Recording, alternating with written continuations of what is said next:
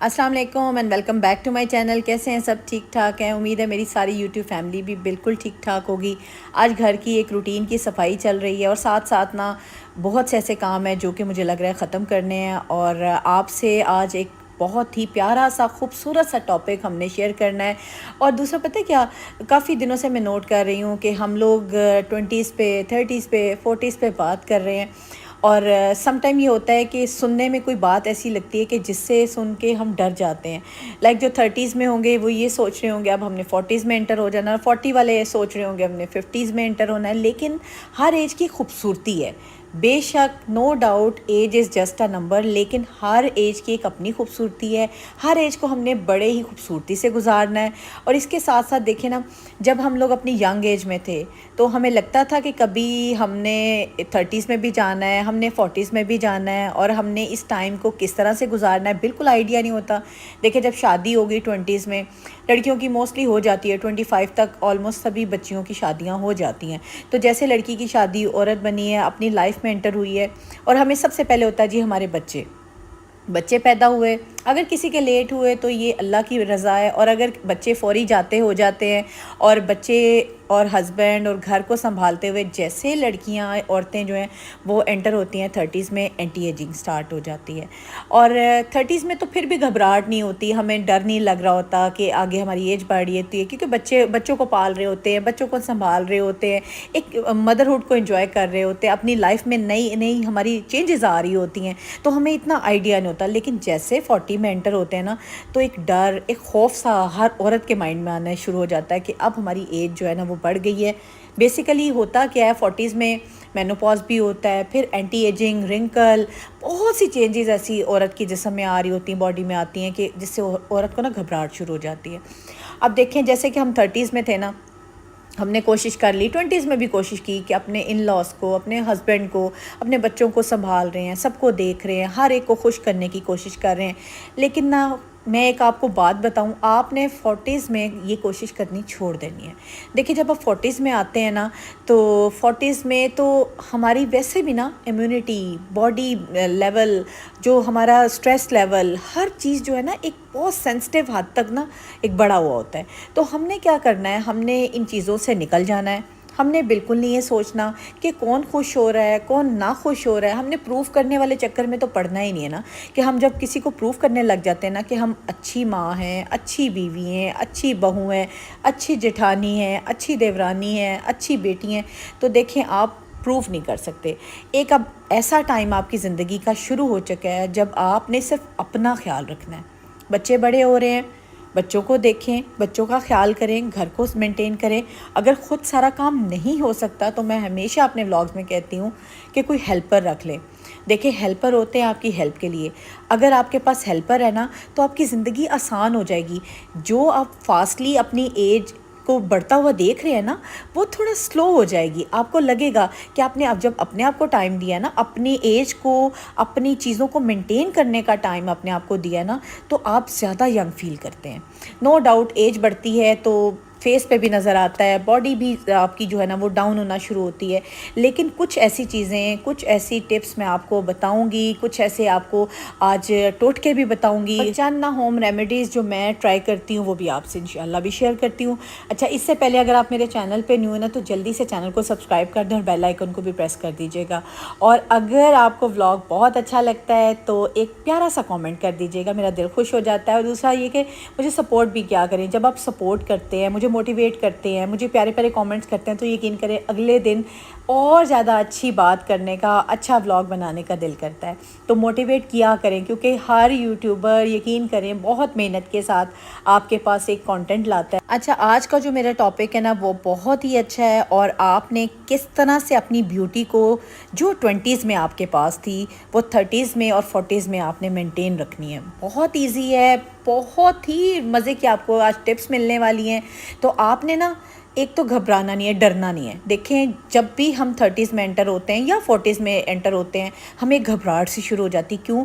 हमें एज बताते हुए भी घबराहट होती। कोई हमसे एज पूछता है ना तो हम ना इग्नोर करते हैं। वैसे भी एज बतानी भी नहीं चाहिए और किसी को पूछनी भी नहीं चाहिए, लेकिन ये कि खुद भी माइंड में ना एक माइंड सेट बन जाता है कि एज बढ़ गई है। देखें एज भी बढ़नी है, वक्त ने भी गुजरना है, वक्त किसी के लिए नहीं रुकेगा।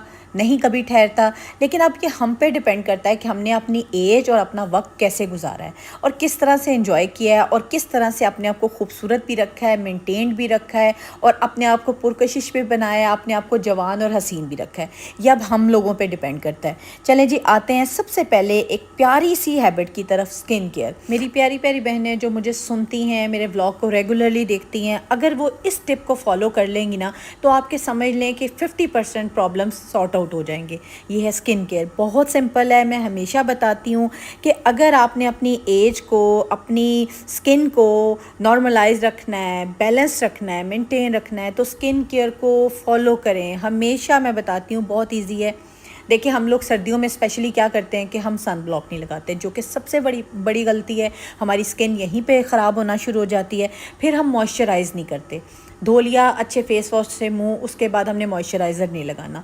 ये हमारी दूसरी गलती है। तीसरी गलती है कि हम एंटी एजिंग का कोई प्रोडक्ट यूज़ नहीं करते। क्यों? क्योंकि देखें ना, हमें लगता है कि बस ये अब बहुत अच्छी स्किन, अच्छा खा लिया, अच्छी डाइट है, लेकिन रिंकल्स पड़ते हैं, एंटी एजिंग के निशान होते हैं, मतलब पैचेस पड़ते हैं, डार्क सर्कल, डार्क स्पॉट्स आते हैं। तो ये आपने प्रोडक्ट्स एक दो अपने लिए ज़रूर लें। देखें, आप बहुत कीमती हैं, नो डाउट। हर चीज़ का बहुत एक वर्थ होती है, हर चीज़ आपके लिए बहुत कीमती है। आपके बच्चे, आपका घर, अखराजात बहुत हैं, लेकिन अगर आप अपने आप को नहीं मेंटेन रखेंगी, ख़ुद को अच्छा नहीं फ़ील कराएंगी, तो आप किसी को अच्छा फ़ील करा सकती हैं या किसी को खुश रख सकती हैं। जब आप ख़ुद को खुश नहीं रख रही तो थोड़ी थोड़ी इन्वेस्टमेंट किया करें, अपनी सेविंग कर लिया करें, ताकि आप अपने लिए ना एंटी एजिंग का प्रोडक्ट ज़रूर ख़रीद सकें। ये गलतियाँ आपने नहीं दोहरानी। इसके साथ साथ आपने फेशियल मसाज ज़रूर करते रहना। फेशियल मसाज से होता है कि स्किन बहुत एक्टिव रहती है, ग्लोइंग रहती है, बहुत ही नेचुरल सी लुक आती है और शाइन आती रहती है। इसके साथ साथ एक आपको होम रेमेडी भी बताती हूँ। आपने करना क्या है, सारी चीज़ें घर में अवेलेबल हैं जो मैं आपको बताने जा रही हूँ। आपने 2 चम्मच दही के लेने हैं कटोरी में, 1 चम्मच बेसन का डालना है, 4 से 5 कतरे जो हैं आपने ड्रॉप्स आपने डाल लेना है लींबू के, और 2 से 3 चुटकियाँ आपने हल्दी की डालनी। इसकी अच्छी सी पेस्ट क्रीम फॉर्म में बन जाएगी। ये आपने फेस पे अप्लाई करनी है। 15 मिनट आपने लगे रहने देना। नॉर्मल टैप वाटर से फेस धोइएगा और फिर मुझे बताइएगा कि ग्लोइंग स्किन नहीं होती। ये इतनी इजी और इतनी चीप सी रेमेडी है जो हर वक्त चीज़ें आपके घर में अवेलेबल होती हैं और आप हफ्ते में इसको 2 से 3 दफ़ा यूज़ ईज़िली कर सकती हैं। कोई साइड इफ़ेक्ट नहीं है और यकीन करिएगा, एक तो स्किन शाइन करेगी, ग्लोइंग होगी, क्योंकि लेमन आपको पता है वैसे ही स्किन को ग्लो करता है। और साथ साथ ना थोड़ी सी स्किन में ना, आपको पता है जैसे स्किन लूज़ होना शुरू हो जाती है, स्किन को टाइटन भी करेगी। तो ये आपने ज़रूर रेमेडी ट्राई करनी है और फिर मुझे बताना है कि आपका कैसा रिज़ल्ट आया। 1 वीक ज़रूर कीजिएगा। वीक में आप 3 दफ़ा इसको यूज़ कर सकते हैं। अच्छा, आज मैं ना अपनी ज़िंदगी में पीछे मुड़ के जब देखती हूँ ना, तो कुछ साल ऐसे आए मेरी ज़िंदगी में कि आज मुझे रिग्रेट होता है कि अगर वो साल मुझे वापस मिल जाए तो मैं इंजॉय करूँ, मैं खुश रहूँ। क्योंकि मैंने ना फ़जूल के लोगों पे ध्यान दे के, फ़जूल बातों को दिमाग में लेके मैंने रोने में, पिटने में वो टाइम गुजारा, फ़जूल में। और मुझे आज लगता है कि मुझे ज़िंदगी का अगर कोई अफ़सोस है ना, तो उन सालों का है कि जो मैंने ज़ाया किए, और ऐसे लोगों पे ज़ाया किए जो कि बिल्कुल वर्थलेस थे, जिन पे मैंने खामखा में एफ़र्ट की, खामखा में मैंने अपना टाइम ज़ाया किया, जो कि मैं अपने आप को दे सकती थी, अपने बच्चों को दे सकती थी। आपने ना लोगों के लिए अपना टाइम नहीं ज़ाया करना, चाहे आप 30s में हैं, चाहे आप 40s में हैं। आपने वही सोच रखनी है जो आप यंग एज में रखते थे। कितना हम लोग ना स्ट्रेस फ्री होते थे, कितना हम लोग किसी बात को ना सोचना नहीं, जो दिल में आना कर लिया, जो अच्छा लगना किया, जो हमें खुश रखता था, जो चीज़ें हमें खुशी देती थी वो हम करते थे। और अब वो चीज़ें हमने छोड़ दी हैं। लेकिन ऐसा बिल्कुल नहीं करना, क्योंकि मैंने अपने आप को ग्रेजुअली, स्लोली चेंज किया है। और मैं चाहती हूँ कि मेरी जितनी यूट्यूब फैमिली है वो अगर मेरी बात सुन रही है तो इस पर अमल भी कीजिएगा और अपने आप को ग्रेजुअली चेंज की तरफ लाएं, ताकि अगले जो साल है ना आपकी ज़िंदगी के बहुत हेल्दी और हैप्पी हों, ताकि आपको कोई रिग्रेट ना हो जिस तरह का रिग्रेट मैं आज फील करती हूँ। अच्छा जी, आते हैं अपने सेकंड टिप की तरफ, जो कि बहुत इंपॉर्टेंट है। आपने देखा होगा हमारी शख्सियत हमारे बालों से ज़्यादा उभरती है, ज़्यादा निखरती है। जिसके सर पे बाल कम होना शुरू हो जाते हैं, बाल ख़राब होना शुरू हो जाते हैं, डैमेज हो जाते हैं, टूट जाते हैं, कम हो जाते हैं, देखिए उनकी पर्सनैलिटी में फ़र्क आना शुरू हो जाता है। ना कि जिनके बाल बहुत अच्छे हों। तो अभी से वक्त है, अभी से टाइम है, आपने अपने बालों का बहुत ख्याल रखना है। बेसिकली मेन जो टिप है ना वो ये है कि आपने ऑयलिंग करनी है। अपने जो बालों को ऑयल नहीं करता, देखें एक प्लांट भी है ना, अगर उसको आप पानी रेगुलरली नहीं देते तो वो सूख जाएगा। सेम इसी तरह हमारी स्कैल्प को ऑयलिंग की बहुत ज़रूरत होती है, मसाज की बहुत ज़रूरत होती है। अच्छा सा ऑयल ले लें, अगर ऑयल बाहर से महंगा नहीं परचेज़ कर सकते घर पे बना लें। ऑयल लें जो आपको पसंद है, जो आपके सर को सूट करता है, लाइक कोकोनट ऑयल है, सरसों का तेल है, उसको लें। उसमें एक आप आराम से ना एक आधा डाल लें या एक डाल लें, प्याज डालें, थोड़ा सा मेथी दाना डालें, इसको बॉयल आने दें। 5 से 10 मिनट बॉयल आए, इसको छान के ना आपने रख लेना है।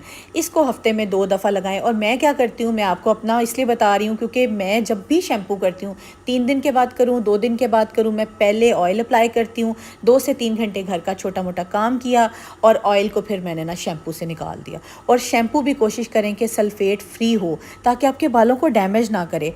और रेगुलरली कोशिश करें कि बालों को ना ट्रिम कराते रहें। ट्रिमिंग आप मैक्सिमम 1.5-2 माह के बाद करवा सकते हैं, क्योंकि 1 महीने में मेरे ख्याल से 3 से 4 इंच बाल बढ़ते हैं। तो आप ट्रिमिंग आराम से 1.5-2 माह के बाद आराम से कराएं। और बाल आपके ना, ट्रिमिंग से होता है कि बाल बढ़ते हैं, ग्रो करते हैं, आपके डेड हेयर्स निकल जाते हैं और नए बाल बड़े खूबसूरत से आते हैं।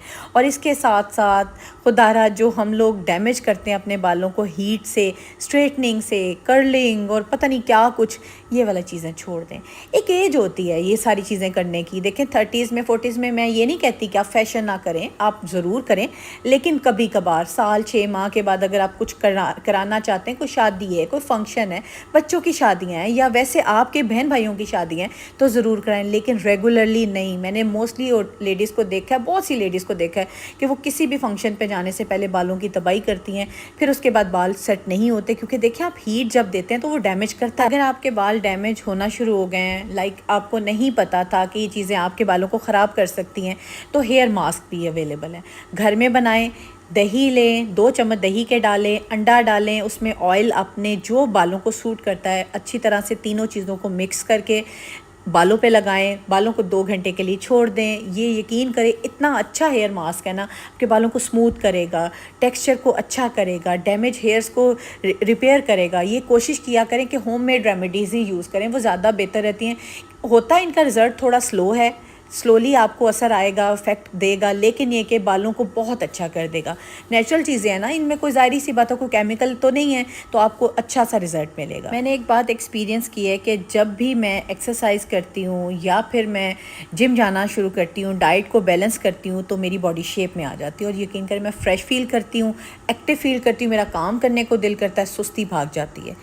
हमें होता क्या है कि हम लोग रूटीन में खाना भी खा रहे होते हैं, वीकेंड्स पे जंक फूड भी खा लिया, और सर्दियां हैं तो स्पेशली सर्दियों में तो पराठे खा लिए, मूली का पराठा है, गोभी का पराठा है, जो भी चीज़ मिलती है हम लोग, हलवे सबसे ज़्यादा मशहूर है जो सर्दियों में हमें ख़राब करते हैं। तो जब हम खाते पीते रहते हैं ना, तो वेट तो ऊपर तले होता है, वेट तो बढ़ना है, ज़ाहिर सी बात है। तो आपने ना इस चीज़ को मेंटेन रखना है। देखें 30s में तो इतना कोई नहीं होता, आप करते रहते हैं नॉर्मल रूटीन में, अपना बैलेंस रखते हैं, लेकिन 40s में जब आपका वज़न बहुत बढ़ जाता है ना, फिर आपको बीमारियां लगने का डर है। आपने कोशिश करनी है कि अपने वेट को ओवर वेट नहीं होने देना, अपने वेट को बैलेंस रखें। लाइट सी वॉक कर सकते हैं, एक्सरसाइज कर सकते हैं, एरोबिक्स कर सकते हैं, योगा करें। स्लिम और फिट होने के लिए सबसे जो बेसिक चीज़ है वो हेल्दी डाइट है, बैलेंस डाइट और हेल्दी डाइट। और देखें 40 में आपको इतना आप खाना खा भी नहीं सकते। मैं ये ख़ुद देखा है मेरी अम्मी अब्बू को, कि मेरी अम्मी लोग जब 40 में एंटर हुई थी तो मेरी अम्मी बहुत नॉर्मल रूटीन का खाना खाती थी, लाइट सा खाना खाती थी। शाम के बाद वो ज़्यादा खाना हैवी मील नहीं लेती थी। होता क्या, मैंने आजकल की लेडीज़ को देखा है, हम लोग बाहर निकलते हैं दबा के खाना खा रही होती हैं, फिर उनको गैस प्रॉब्लम होती है, फिर राइज़िक खा रही हैं, फिर स्टमक के इशू चल रहे हैं। तो ये चीज़ें ना हमने नहीं करनी। हमने जब 30s में आए हैं तो हमने अपनी एक रूटीन सेट करना शुरू कर लेनी, ताकि हम 40 के लिए तैयार हो जाएं। 40 में खाली ये नहीं हो रहा होता कि हमारी एंटी एजिंग स्टार्ट हो रही होती है। 40 में हमारी बॉडी के देखें ना, सारे पार्ट्स, सारे ऑर्गन जो हैं वो भी तो अपनी एजिंग की तरफ जा रहे होते हैं ना, सारे ऑर्गन हमारे एजिंग की तरफ बढ़ रहे होते हैं। और इसके साथ साथ लेडीज़ में ये आता है कि मेनोपॉज भी स्टार्ट होने वाला होता है।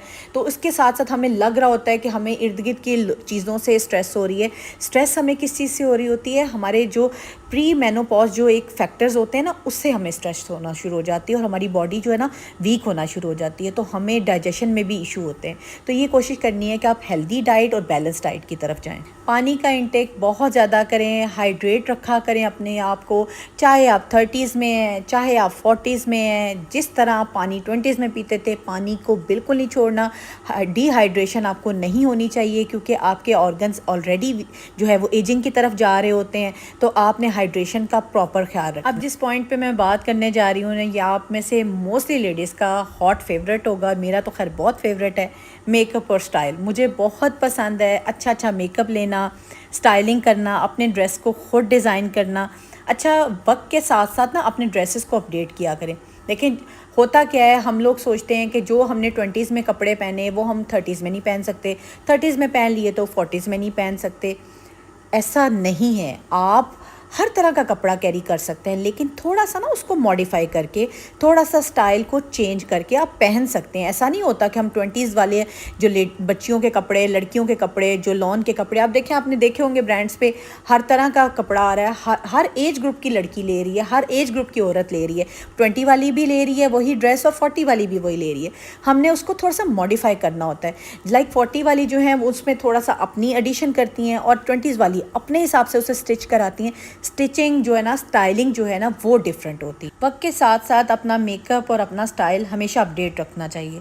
सबसे पहले तो जब आप मेकअप करते हैं ना, तो अपने नेचुरल फीचर्स को ना अपने इन्हांस करना है।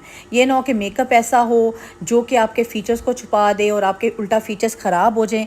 मेकअप टेक्निक्स हैं, मेकअप की वीडियोज़ हैं, अब तो इतना कुछ आपको यूट्यूब पे मिल जाता है ना मेकअप से रिलेटेड। आप अच्छा सा मेकअप लें, ऐसा मेकअप लें, ऐसी मेकअप की चीज़ें लें, प्रोडक्ट्स लें जो कि आपको ना लाइट भी फील कराएं और नेचुरल भी लुक आए। ये ना ओवर सा मेकअप हो जाए और अजीबो गरीब से हम बन जाएं। तो कोशिश करें कि अपने आप को अपडेट रखें। अपडेट मीन्स कि नई नई चीज़ों को देखा करें, नई नई चीज़ों को सर्च किया करें। उससे ये होता है कि हमें नई नई मेकअप सेंस समझ आती है, नई नई मेकअप टेक्निक समझ आती है। मेकअप पे इन्वेस्ट जो है ना करना वो बहुत ज़रूरी है। अच्छी सी लिपस्टिक लें, अच्छा सा ब्लशर लें। मैं ये कहती हूँ कि आप अगर खूबसूरत है ना, आप अगर हसीन लगते हैं ना, तो दुनिया की हर चीज़ हसीन है। अपने आप को खूबसूरत रखें, अपने आप पे इन्वेस्ट किया करें, अपनी सेविंग किया करें। जब आप सेविंग करते हैं ना, तो सेविंग से अपने लिए आप खर्च भी सकते हैं, आपको फिर किसी पे डिपेंडेंट नहीं होना पड़ता। तो कोशिश किया करें कि अपना ड्रेस जो है ना वो अपनी बॉडी टाइप के अकॉर्डिंग स्टिच कराएं। ये ना हो कि अगर आपने ड्रेस पहना है तो आपने बहुत लूज़ पहना है, और अगर पहना तो बहुत फिटेड पहना है। इस तरह से पहने कि आप उसको अगर कैरी करें तो आप कंफर्ट भी आपको हो और इसके साथ साथ स्टाइल भी आपका लग रहा हो, नज़र आ रहा हो कि आपने कंफर्ट प्लस स्टाइल से अपने ड्रेस को कैरी किया हुआ है। कैरी करना भी आना चाहिए। अच्छा, मैंने कभी ये नहीं देखा कि मैं 18,000 का ही जोड़ा लूँगी, 16,000 का ही जोड़ा लूँगी। मैंने 3 से 4,000 5,000 का खादी का कुर्ता भी लिया, उसको भी मैंने कैरी किया और मेरी फ्रेंड्स को अच्छा लगा और मुझे खुद भी अच्छा लगा है। देखें, प्राइस जो है ना वो मैटर नहीं करती, आपने कैसे कैरी किया है, आप कैसे ओढ़ते पहनते हो, ये मैटर करता है। इसके साथ साथ आप जब ड्रेस अच्छा हो गया, आपने अच्छा सा मेकअप ले लिया, फिर आपने एक्सेसरीज़ भी है ना वो भी बड़ी ही आपने मुनासिब पहननी है। घड़ी ज़रूर पहना करें, वॉच जो है ना वो आपको एक स्टाइल आप में लाती है। घड़ी पहना करें ज़रूर, बहुत प्यारा लगता है। खैर मैं तो पहनती हूँ, इसलिए मैं आपको एडवाइस दे रही हूँ कि ज़रूर आपने वॉच पहननी है। आप एक बहुत एलिगेंट लुक आती है आप में ना, आप बड़े समझदार और बड़े खूबसूरत से नज़र आ रहे होते हैं। सारी बातें आपकी समझ में आ गई होंगी, लेकिन एक बात जो कि बहुत मेन है, आपने उस पर ज़रूर अमल करना है, मेंटल हेल्थ, मेंटल वेलबींग।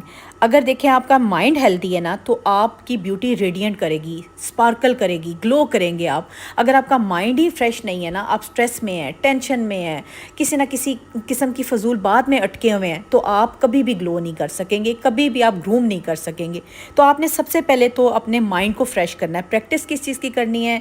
नमाज की प्रैक्टिस करनी है। आपने जब अल्लाह से रब्ता कर लेना ना, कोई भी दुख है, कोई भी तकलीफ़ है, अपने माइंड से निकाल दें, अपने रब से ज़िक्र करें, अपने रब को बताएं, ख़ुद स्ट्रेस फ्री हो जाए। अपनी सारी स्ट्रेस अल्लाह को पहुंचा दें कि अल्लाह पाक ये हमें परेशानी है, ये मामला है, अब आपके सपोर्ट किया, और यकीन करें कि जो बात आप अल्लाह के सपोर्ट करते हैं, अल्लाह पाक ख़ुद इंसाफ कर देते हैं। आप आप अपने कामों में बिज़ी रहें, अपने ज़िंदगी में बिज़ी रहें, अपने बच्चों के साथ बिज़ी रहें, अपनी लाइफ को एंजॉय करें, अपनी ज़िंदगी को एंजॉय करें और अपनी एज को एंजॉय करें। मेडिटेशन की आदत आपने रेगुलरली अपनानी है, कभी भी नहीं छोड़नी है, और अपने लव वंस के साथ आपने अपना कनेक्शन ना मजबूत रखना है। लव वंस, अगर आपको लगता है आपके बहन भाई आपसे बहुत प्यार करते हैं, आपसे सिंसियर, उनसे अगर आपको अपने बच्चों के साथ, अपने हस्बैंड के साथ बहुत लगाओ, उनके साथ जो भी आपके लव वंस हैं उनसे आपने कनेक्शन मजबूत करना है, अपने सेल्फ केयर को प्रायोरिटाइज़ करना है। और इसके साथ साथ अगर आपको फिर भी लगे कि आप इन चीज़ों की से नहीं निकल पा रहे, आपको कोई परेशानी है, तो ज़रूर मदद लें और अपने पार्टनर से हेल्प लें। आप फिज़िकली तभी खूबसूरत नज़र आएंगे जब आप मेंटली और इमोशनली अंदर से स्ट्रॉन्ग हैं। अंदर से जब आप शाइन करेंगे ना, तो यकीन करिएगा कि आपकी बाहर से खूबसूरती नज़र आएगी। इसलिए take care of yourself, अपना बहुत ख्याल रखें, अपने लव वंस का ख्याल रखें, अपनी सेहत का ख्याल रखें, अपने एज ग्रुप को एंजॉय करें। आप 30s में हैं तब भी आप बहुत खूबसूरत हैं, आप 40s में आ गए हैं तब भी आप बहुत खूबसूरत हैं। ये फील किया करें कि अभी आप 20s में हैं, वही फीलिंग लाएंगे, उसी तरह से ग्लो करेंगे, उसी तरह की अच्छी अच्छी सोच रखेंगे, पॉजिटिव थिंकिंग करेंगे, तो आप 30s के, आप 40s में भी बहुत खूबसूरत नज़र आएंगे, इवन कि आप 50s में भी बहुत खूबसूरत नज़र आएंगे। आज का व्लॉग मेरी उन सारी प्यारी प्यारी बहनों के लिए है कि जो कि बहुत खूबसूरत हैं, लेकिन कहीं ना कहीं अपने आप को भूल चुकी हैं या कहीं ना कहीं बिज़ी हो गई हैं, लेकिन अपने आप को टाइम देती नहीं है। ज़रूर अपने आप को टाइम देना है। और अगर आपको कोई भी टिप अच्छी लगी है ज़रूर कमेंट बॉक्स में बताइएगा। मिलती हूँ कल के व्लॉग में, अपना ख्याल रखिएगा। अल्लाह हाफिज़।